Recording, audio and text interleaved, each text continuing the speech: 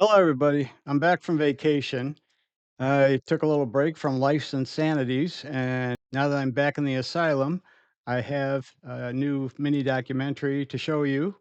I hope you find it interesting. While I was on my trip, I stopped at the Cutstown radio show and met a lot of great people there.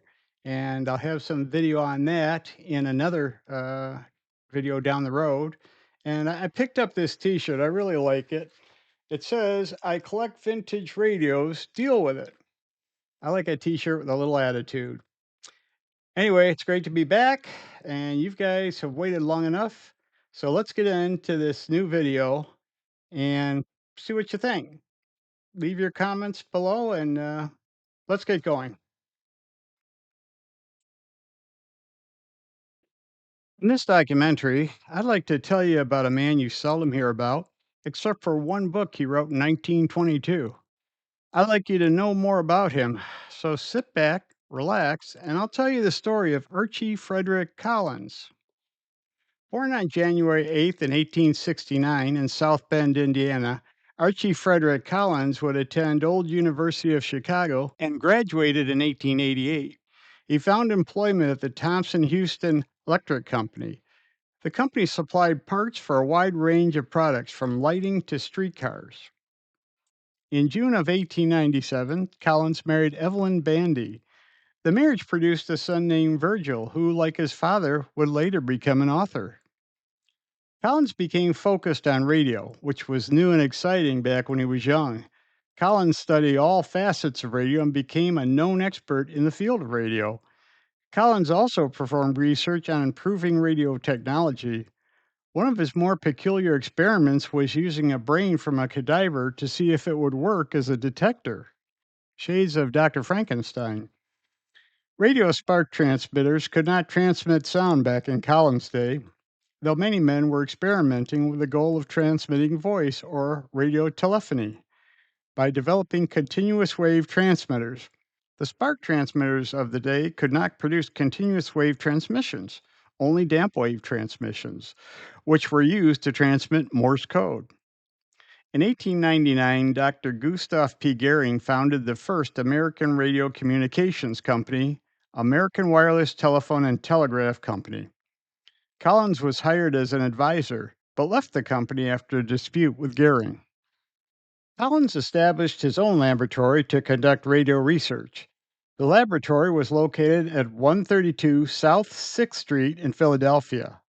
He reported that his research had led to improvements in radio transmission.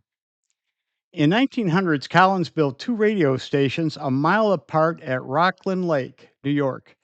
He successfully established two-way radio communication. Collins' wireless telephone apparatus was basically the same as that of Alexander Graham Bell, Amos Dolbear. Bell's work ended at the demonstration stage, and Dolbear's patent was voided by U.S. federal courts. Collins formed the Collins Marine Wireless Telephone Company in May of 1903. The name was later simplified to Collins Wireless Telephone Company. He was the company's technology director until 1910. Collins had no success to speak of and changed his focus to developing a continuous wave transmitter. In 1904, Valdemar Poulsen, a Danish inventor, created the arc transmitter, which produced a continuous wave signal that could be used for sound transmission. Poulsen sold his rights to his patents to the Federal Telegraph Company of Palo Alto, California. On March 13th, 1906, Collins was granted a patent for an arc transmitter circuit which separated the telephone microphone circuit from the arc circuit. He also developed a water cooled microphone which allowed the microphone to handle 8 to 10 amps of current. In the end, all of Collins' work in arc transmitter radio telephony would turn out to be a fruitless endeavor. Arc transmitters were not refined enough to be used for audio transmissions on a commercial scale. All others, including Lee DeForest and Charles Harold, would also fail in using arc transmitters. Only the invention of the radio tube by Lee DeForest would allow the successful development of vacuum tube transmitters. In December of 1909, the Collins Wireless Telephone Company was merged with the Massey Wireless Telegraph Company, the Clark Wireless Telephone and Telegraph Company, and the Pacific Wireless Telegraph Company to form the Continental Wireless Telephone and Telegraph Company. Once again, Collins would find himself as technical director of the company. Just 2 years after the formation of Continental Wireless, Collins was arrested along with three of his associates for mail fraud. The four men were charged with overstating the scope of the company's patents and claiming its radio telephone was ready for widespread commercial use. In 1913, Collins was one of three defendants found guilty and was sentenced to 3 years in prison. He was released after serving only 1 year. After being released in 1914, Collins stopped doing any electrical engineering work. He had returned from prison a bitter man whose outlook on life had soured.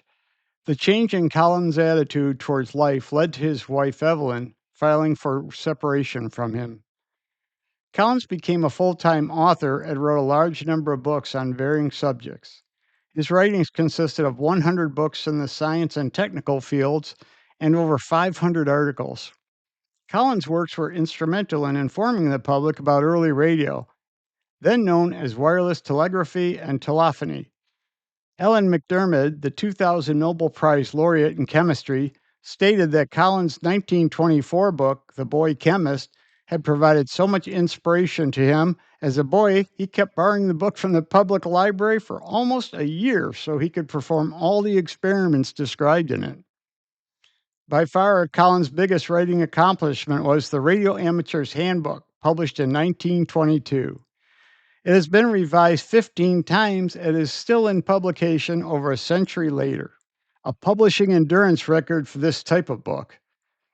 Collins was a member of the American Institute of Electrical Engineers and a member of the British Royal Aero Club, while also a fellow of the Royal Astronomical Society. Archie Frederick Collins died on January 3rd, 1952, at the age of 82 in Nyack, New York. He was buried at Oak Hill Cemetery in Nyack. Hello, everybody. I hope you enjoyed this latest documentary here on the Roaring Twenties Radio YouTube channel. I look forward to seeing you all again here, and until then, take care of yourself. Bye-bye.